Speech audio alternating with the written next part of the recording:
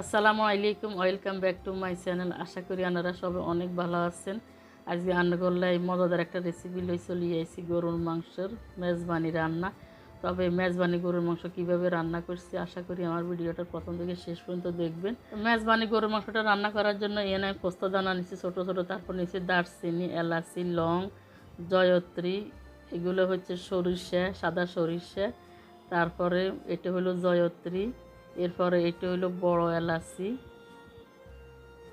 তারপরে এইগুলো হইলো ছোটো এলাচি, এগুলো হচ্ছে লং, যেগুলো আমরা সবসময় এলাচি ব্যবহার করি। এরপরে নিচ্ছি এখানে দারচিনি, তারপরে নিয়েছি এখানে গোলমরিচ, এরপরে এগুলো হলো গুয়া মরি মানে মিষ্টি জিরা। এগুলোর আমি ব্লেন্ডার করে লমু অথবা পাটায় বাটি লমু, আপনারা যে কোনোভাবে এগুলো বাটে নিতে পারেন। এবার এখানে 1.5 কেজি পরিমাণ গরুর মাংস নিয়েছি, তেল, চর্বি, হাড্ডি সহ।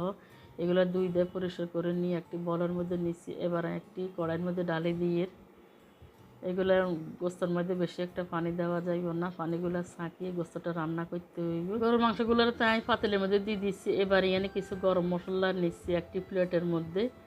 এই প্লেটের মধ্যে আমি 2 গা তেজপাতা লইছি, বড় গা দারচিনি লইছি, 3 গা শুকনো মরিচ লইছি, 3 গা ছোট এলাচি লইছি, বড় গা এলাচি লইছি। এবার এখানে গোস্তর মধ্যে ঢালাই দিব। এরপরে বড় এলাচিগুলো একটা চিড়ি বিড়ি দিলে মশলা দানাগুলো তাড়াতাড়ি বাইরে হইব, অ্যাকশনটা বাইরে হইব। দারচিনিটাও ভাঙে দিচ্ছি আর তেজপাতা গুঁড়ো চিড়ি বিড়ি হালাই দিব। এ পর্যায়ে ইয়ানের মধ্যে হালকা কাপ পরিমাণ পেঁয়াজ দিব। পেঁয়াজগুলো ডালি দিচ্ছি। পেঁয়াজ আমরা চাইলে আরও বাড়াই দিতেও পারেন, এখন পেঁয়াজের যে দাম বেশি একটা খাওয়া যায় না, নিয়ম করে খাইতে হইব। এরপরে দিয়ে দিচ্ছে এখানে একে একে 2 চামচ পরিমাণ রসুন বাটা। আসলে গরুর মাংসের মধ্যে রসুনটা একটু বাড়াই দিতে হয়, তাহলে গরুর মাংসটা অনেক মজা হয় আর তাতেও। এরপরে দিয়ে দিচ্ছে এখানে 1 চামচ পরিমাণ হলুদের গুঁড়া। এরপরে দিয়ে দিচ্ছি 1/2 চামচ পরিমাণ মরিচ গুঁড়া। জালটা আপনাকে পছন্দ অনুযায়ী কম বেশি দিতে পারবেন। এরপরে দিয়ে দিচ্ছি এখানে 1/2 চামচ পরিমাণ জিরা গুঁড়া, তারপর আরও 1/2 চামচ পরিমাণ জিরা গুঁড়া, মোট 1 চামচ পরিমাণ জিরা গুঁড়া দিচ্ছি। এরপরে দিয়ে দিব 1 চামচ পরিমাণ ধনিয়া গুঁড়া। এবার দিয়ে দিব এখানে স্বাদ মতো লবণ। এরপর যাই দিয়ে দিচ্ছি এখানে সরিষার তেল মানে হৈরর তেল, এখানে 1/2 কাপ পরিমাণ ডালে দিচ্ছি। আমরা সরিষার তেল দিয়ে কিন্তু মেজবানি গোস্তটা রান্না হইব। আসলে চট্টগ্রামের ঐতিহ্যবাহী মেজবানি মাংস এটারে বলা হয়। এটা কিন্তু সরিষার তেল দিয়ে রান্নলে অনেক মজা হয়। এবার আগে থেকে দেখানো ওই যে মশলাগুলোরে আমি পাটায় বাটি লইছি, পাটায় বাটি দিলে কিন্তু আসলে এই গরু মাংসটা কিন্তু অসাধারণ হবে, অসাধারণ মজা হইব। মেজবানি মাংসটার মধ্যে কিন্তু গরম মশলাগুলো বাটিয়ে রান্না করা হয়।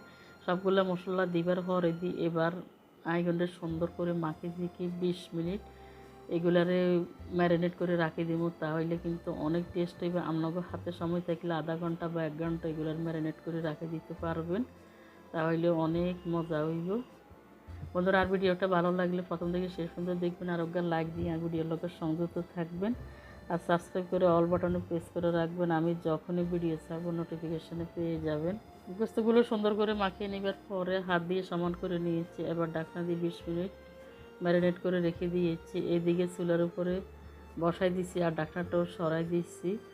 এবার এইখানে আমি অফ ক্যামেরা কিছু পেঁয়াজ বেরেস্তা করে নিচ্ছি। এখানে 1/2 কাপ পরিমাণ পেঁয়াজ বেরেস্তা এইগুলোর ঢালি দিব।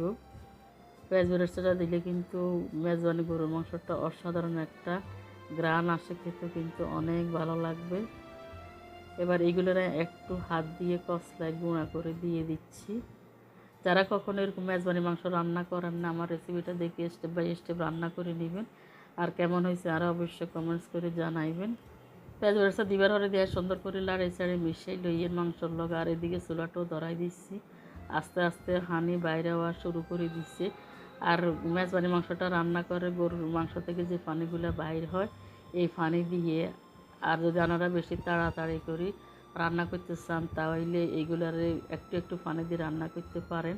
আর চুলার আগুনটা কিন্তু অবশ্যই কমাই দিতে হবে। আর যদি হাতে সময় থাকে তাহলে আস্তে আস্তে আগুন দিয়ে এই পানি দিয়ে গরু মাংসটা রান্না করবেন, তাহলে একদম অরিজিনাল স্বাদটা পাবেন। এবার দেখতে পাচ্ছেন হানি অনেকগুলো বাইরে এসে উতরাইবার পরে দিয়ে এবার লাড়ি চাড়িয়ে আমি ঢাকনা দিয়ে আবার এগুলো রান্না করে নিব। মেজরি মাংসটা ফাইনালি আমার রান্না হয়ে গেল, দেখতে পাচ্ছেন কত সুন্দর কালার চলে আসছে আর ঝোলগুলো একদম ঘন হয়ে গেছে। এরকম মাংস রান্না করে ঘরের পরিবারকে খাওয়াবেন এবং অতিথিরা আসলে এরকম করে রান্না করে খাওয়াবেন, তারা কিন্তু আপনার অনেক প্রশংসা করবে আর খেয়ে কিন্তু মুগ্ধ হয়ে যাবে। কাছে থেকে একটু দেখেন ফাইনাল লুকটি কতটা এই লোভনীয় লাগছে। এরকম গরুর মাংস দিয়ে রুটি, পরোটা, পোলাওর সাথে অসাধারণ লাগবে। সবাই আমাকে সাপোর্ট করবেন। সাপোর্ট করার মানে লাইক, কমেন্ট, শেয়ার, সাবস্ক্রাইব করতে একদমই ভুলবেন না।